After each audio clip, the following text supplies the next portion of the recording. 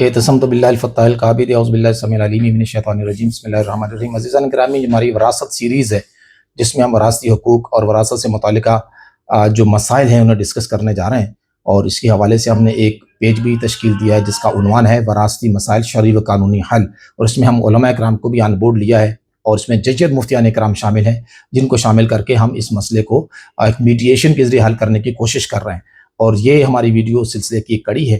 ایک فیصلہ ہے آنریبل پشاور ہائی کورٹ کا، اس کا ٹائٹل ہے رستم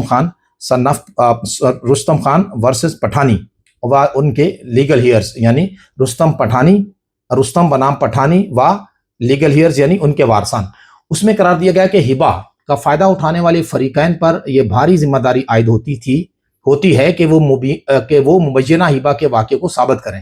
عمومی طور پر کیا ہوتا ہے کہ خواتین کے وراثت کھانے کے لیے جو بھائی ہیں ان کے، بہنوں کے یا ان کے رشتہ دار، وہ ایک جعلی ہبہ بنا دیتے ہیں اور کہتے ہیں جی مرنے والے نے تو یہ جائیداد اپنی زندگی میں ہمارے نام ہبہ کر دی تھی۔ تو یہ اس میں اصول بیان کیا گیا ہے کہ اس میں جو ہبہ کا فائدہ اٹھانے والا ہے یہ ذمہ داری اس کی ہے کہ ہبہ کو ثابت کرے۔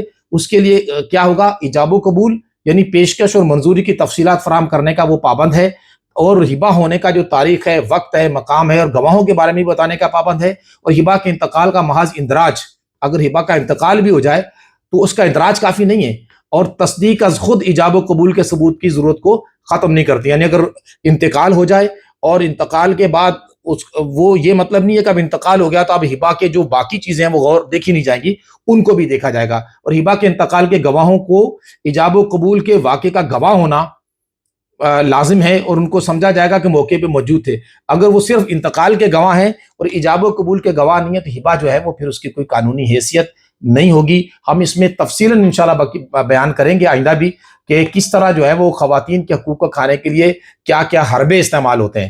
ہنستے مسکراتے ہیں۔ اللہ حافظ۔ اور نوٹ کر لیں، آپ خود پڑھنا چاہیں تو PLD 2026 پشاور 53۔ اللہ حافظ۔